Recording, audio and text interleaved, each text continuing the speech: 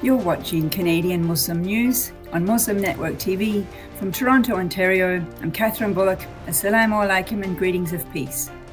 Today, a conversation about masjid security with Younus Imam and Waseem Javed. But first, some news headlines. Suspension of Alberta's Black Justice Minister points to issues of policing, says Black Lives Matter co-chair. Toronto Muslim doctor delivers baby on aeroplane. Nusrat Choudhury, the first Muslim woman nominated as a US federal judge. And UK law firm seeks arrest of top Indian officials for Kashmir war crimes. And now the details.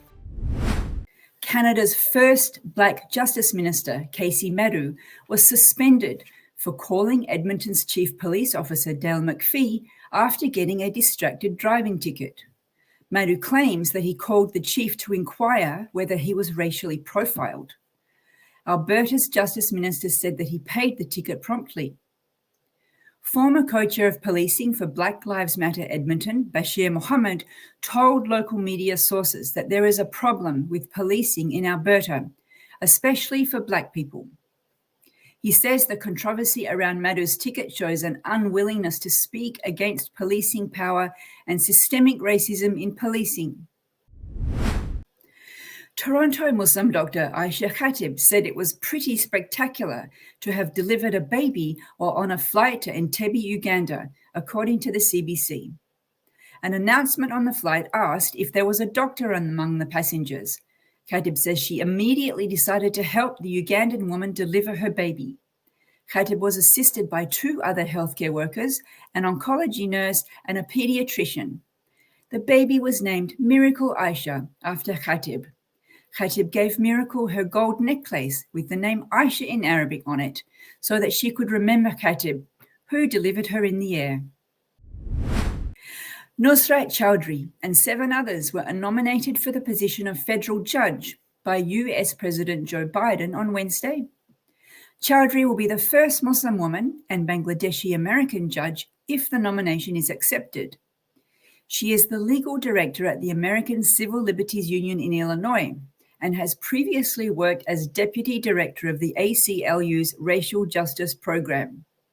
Deputy director of the Council on American Relations, Edward Ahmed, said that the Senate Judiciary Committee should work promptly to consider her nomination.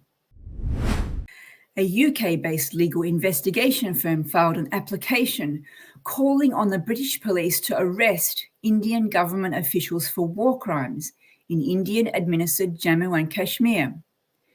India's Army Chief General Manoj Naravine and Home Minister Ahmed Shah could be liable for arrest by the Metropolitan Police's War Crimes Unit on alleged war crimes in Jammu and Kashmir, the firm said.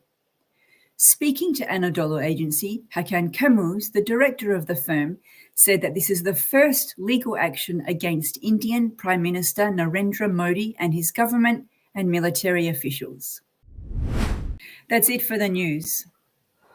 With the tragic commemoration upcoming of the Quebec City shooting on Monday, many of us who go to worship places are wondering, what would I do if I was in that situation? And we have here 2 gentlemen who are going around giving training in mosques, helping them with their security and training. So here we have Waseem Javed and Younus Imam. Assalamu alaikum and welcome to the show.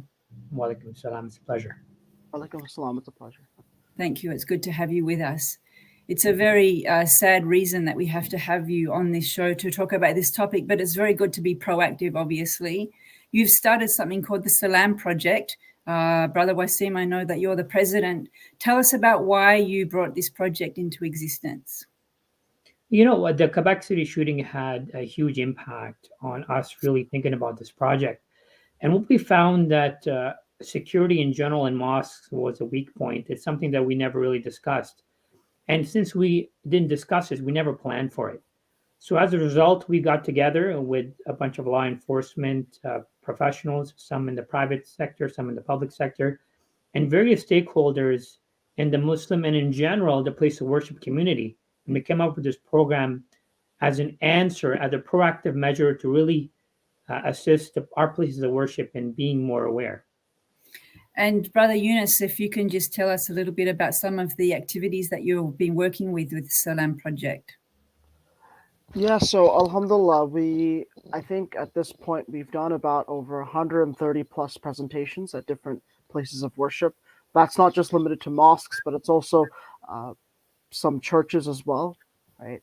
And along with that, what we've been doing is that we've been doing audits, so a kind of a risk assessment. What we do is we take a full look at the premises of the mosque, and what we try to do is determine where's the places for improvement in terms of mitigating security risks. So, what simple actions can a mosque take to make their area more secure?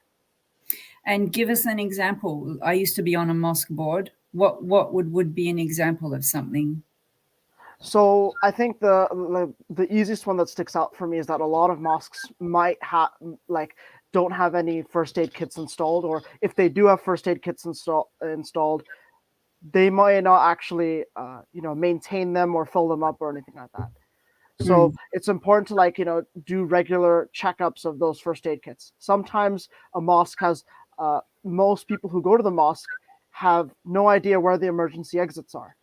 And if they do, regularly those emergency exits are blocked with debris, just random things like tables and chairs, right? It's used as a storage space. Right. You need to know that during an emergency, you need to have as many exits and avenues of escape. So it's important to have all those things in mind. Right. So it's a bit like when you get on the aeroplane and the hostesses say, here are the exits and do this and this and this, preparing people. So, Brother Waseem, why did you call it the Salam Project? So the Salam Project is really an acronym for safety and awareness-based learning to the implementation of actionable measures. As that sounds, it's quite complicated and long, and so Salam kind of brings it into perspective, not only from the symbolic representation of the word that we use on such a regular basis, but at the same time, it identifies our purpose and our mission, which is to assist places of worship in having a plan. And the neat thing about our project is that we involve all the stakeholder in a given place of worship. That includes the management team of a mosque, that includes the worshipers, and that includes the volunteers. And we come up with a three-stage plan, all the best practices taken from the security industry and the public sector and the private sector, and bring it to places of worship to assist them in ensuring that all those principles are applied in a practical sense. My understanding is that the Salam Project is a volunteer organization that you've established. So what do you guys do in your day job? We'll start with Brother Waseem. So, we are both in emergency management, and for us, it's very extremely important. And me being in the public sector, it's very important to really, give back to the community, and especially at a time when it needed it the most. And we kind of discovered that although we have great talents and abilities in our community as a whole, whether you look at the professional community and the volunteer sector, we don't have a cohesive group that is working towards implementing those best practices in our professional careers than comparing it to a more structured volunteer program. So, and Brother Younus, he spoke for you about your day job. Does the Salam Project then you've incorporated? Are you soliciting donations, members? Like, how do you want the community to support you? I think actually this is probably a question better answered by Brother Waseem. Right now, we're not looking for donations or anything like that. We actually just ask for dua, and that's pretty much it. And just if we do reach out, what we like to do is just make sure that the community knows that there's a place to go, there's people to ask if they have these types of questions and they want them answered, right? We And had that's really all. And Waseem, if you've got anything to contribute, please do. Yeah, I can add. The key thing is that we have amazing talent within our Muslim community, and if you believe that your talents and abilities, your skills can assist the Salam Project in understanding how you can contribute, then you can reach out to us either to our website, the salamproject.ca, or contact any of us at our team. Okay. And if So you would like to contribute, recent, you can definitely so we'll put that website in our description, and anyone who wants to contribute can get in touch. Just in the interest of time, I want to ask you, we had an unfortunate, terrible story of hostage taking at a Jewish synagogue in Texas over the weekend by a Muslim who was not in his right mind. But the rabbi there said that he benefited from when the hostage person took out the gun. The rabbi said, I benefited from the active shooter training that I'd had, the active shooter awareness. And I think that's a very important aspect, even though it's a very sad reality that Jews and Muslims in their places of worship have to face. So tell us a little bit about what it would be, an active shooter awareness, Brother Waseem. Absolutely. And as tragic as that event was, it's an eye opener for everybody in the place of worship community, because as everybody, regardless of their faith in their places of worship, deserves to be safe.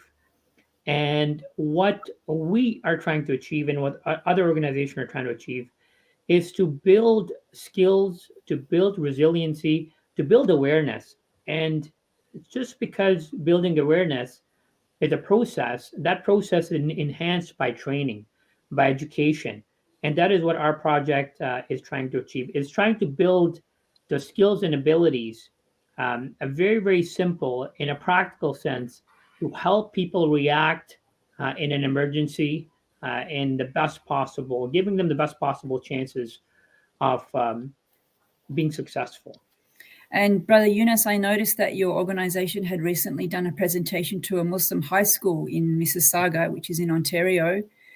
Is it we need to be prepared, but on the other hand, these kinds of presentations could activate terrible fear and anxiety, especially in young people. What's it like for you, and how do you prepare them to take the information without overreacting and becoming, scared to go to the mosque? So I think it's important to understand that, like, from the perspective of trying to train children, train parents and teachers, right, that we're not trying to scare anybody. The actual chances of you facing something like this are very low. What we're trying to do is we're trying to give you the tools and the empowerment that if something were like this were to happen, you know that you actually have quite a lot of options available to you.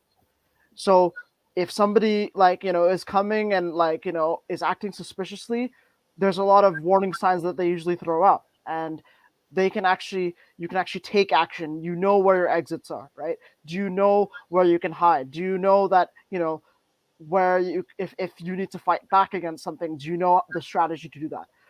Our strategies focus not we don't try to overwhelm people with statistics. We just try to show, look, if a situation goes south, you have these options to respond. And the actual reaction we've had from pretty much everybody that we've trained, and we've done over 130 of these things, it's always positive. It's always because I find that, especially when it comes to children, the world is often telling them to be afraid often. But what this training does, and what this skill set of knowledge does, is tell them, hey, if something bad happens, I'm not powerless, I'm not helpless. And the reaction is a very good way to end it. Positive. I'm sorry to interrupt, but unfortunately we're out of time. Thank you for joining us on the show, and it's good to know that the kids are being empowered this way. Thank you for joining us. It's our pleasure. Thank you for having us. Thanks so much. You've been watching Canadian Muslim News on Muslim Network TV. Stay safe. God bless.